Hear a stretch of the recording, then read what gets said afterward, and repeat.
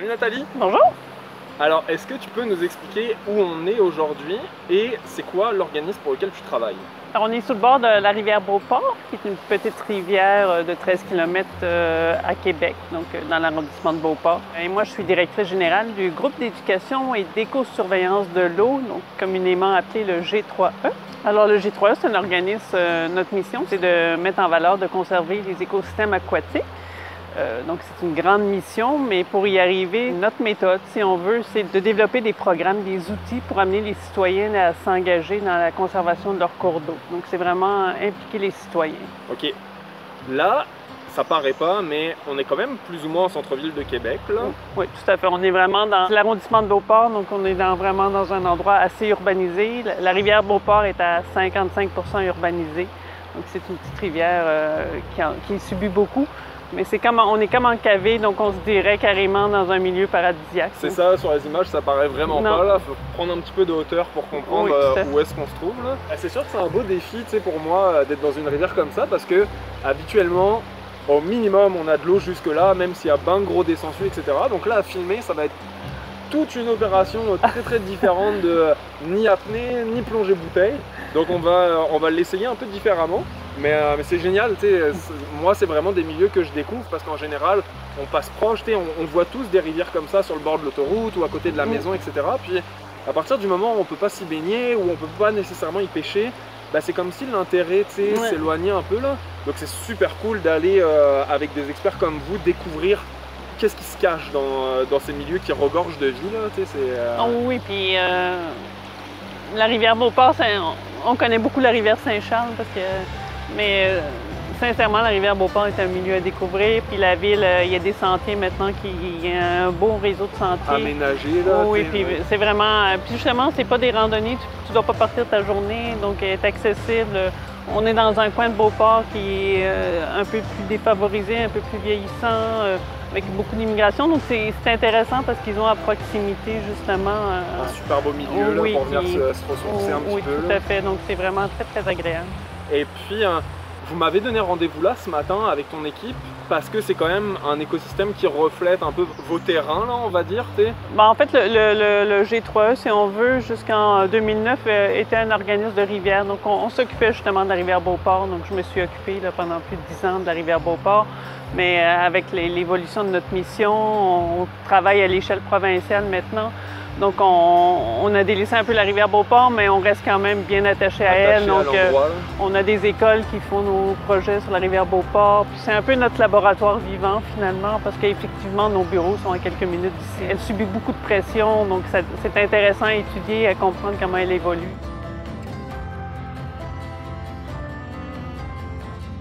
Bien, comme tu sais, les changements climatiques, c'est un enjeu là, qui va devenir de plus en plus grand. Les études démontrent finalement qu'on n'a pas tant de connaissances au niveau de l'impact des changements climatiques sur les cours d'eau, puis sur sa biodiversité, donc ce qui vit dans ce cours d'eau et l'écosystème de façon générale. Donc, on a mis en place en 2017 un réseau de suivi permanent des petits cours d'eau pour mieux comprendre l'impact des changements climatiques. Les premiers 3 ans, il y avait 18 organismes de bassins versants qui ont participé, 22 écoles secondaires, 5 cégeps. Donc, tout ce beau monde-là allait sur leur bord de cours d'eau. Donc, nos cours d'eau partaient de l'Abitibi jusqu'à la Gaspésie en passant par la Côte-Nord. Donc, il y a 60 cours d'eau qui ont été étudiés, qui sont suivis. Donc, l'idée, c'était de créer un état de référence, si tu veux. Donc, on partait de l'an 0, par exemple. Puis, on se disait, bon, la santé de notre cours d'eau à l'an 0 est ça. Et l'idée, c'est qu'on puisse continuer le projet pendant 10 à 15 ans pour voir est-ce qu'il y a une évolution.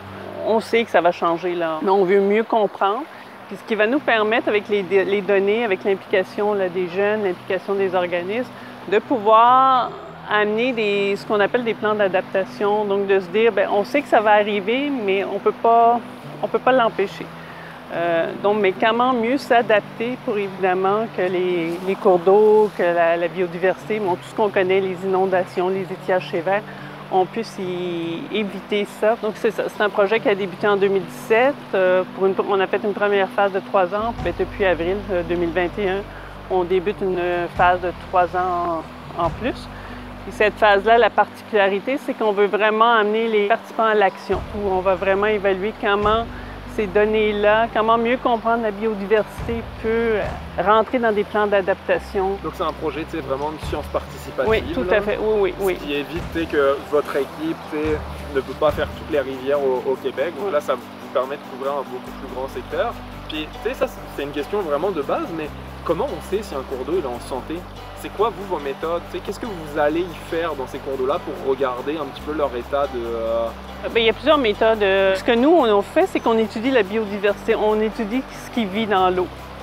Puis les façons qu'on va faire, c'est qu'on va étudier les macro-invertébrés benthiques, qui sont des petites... majoritairement des insectes là, qui vivent dans le fond des cours d'eau, mais on peut retrouver aussi des mollusques, des crustacés, comme des écrevisses, des vers, des sangsues, donc évidemment tout ce beau monde-là. Donc on va les étudier, puis on va les récolter. Puis ce qui est intéressant, c'est que selon chaque espèce, si on veut, ils ont une tolérance à la pollution ou non. Donc selon ce qu'on va retrouver, la quantité qu'on va retrouver, on va pouvoir savoir, OK, mais notre cours d'eau est en bonne santé parce qu'on a retrouvé des espèces qui sont peu tolérantes à la pollution, tandis que, bon, mais, malheureusement, la rivière Beauport, c'est une rivière qui n'est pas très en bonne santé, mais c'est normal, c'est une rivière très urbanisée, donc qui reçoit beaucoup de perturbations anthropiques. C'est sûr que quelqu'un comme moi qui vient et qui ne connaît rien, il vient se promener sur le bord de la rivière et se dit, ah, c'est magnifique, on voit des canards, genre aujourd'hui il y a ben gros du pollen partout, on pourrait se dire ah bah la rivière a l'air belle, il y a de l'eau, etc. Donc en fait vous allez regarder le très petit là, vraiment ce qui échappe à l'œil de la plupart des touristes ou juste des promeneurs, etc. Là. Et comment ça fonctionne pour aller observer ça? Est-ce que on vient avec sa loupe dans la rivière, vous êtes en plongée, comment vous faites ça? Non, ben c'est ça, donc on étudie nous les petites rivières, donc on va arriver là équipés avec nos bottes salopettes, avec notre matériel scientifique, donc des filets, tout ça. Donc on va aller frotter les fonds des roches, on va récolter les macro-invertébrés qu'on va par la suite ramener en laboratoire. C'est pour ça qu'on fait ça dans des petits cours d'eau. La rivière Beauport est un excellent milieu pour faire ça parce que c'est pas très dangereux, tu le vois, là, les chances de se noyer sont à peu près nulles. C'est sûr qu'on fait un peu d'analyse physico-chimique, on va regarder est-ce qu'il y a des coliformes, donc nos fameux coliformes fécaux, est-ce qu'on les retrouve, on va regarder le pH, est-ce qu'il y a beaucoup d'oxygène. Il y a beaucoup de choses qu'en tant que citoyen, on peut participer ou suivre, etc. Sur votre site web, il y a une map interactive, il y a vraiment beaucoup de choses qui se font. Est-ce que tu veux nous présenter un petit peu toutes les branches de G3E? Oui, donc le G3E est un organisme provincial. De façon plus locale, régionale, on a des programmes qui amènent les jeunes en sciences de la nature, donc l'éducation à la science de la nature. Notre désir, c'est vraiment d'amener le monde dehors. On veut que les jeunes sortent, donc on a un petit centre d'interprétation au centre de plein air de Beauport sur la rivière Montmorency qui est superbe aussi. On a un petit camp de jour en environnement où on accueille les jeunes, mais vraiment en version très environnement. Ensuite de ça, localement, on s'occupe aussi de la ZICO des battures de Beauport et du chenal de l'île d'Orléans, qui est une zone là, sur le fleuve où on essaye de sensibiliser les citoyens, les acteurs du milieu, les entreprises à conserver ce milieu.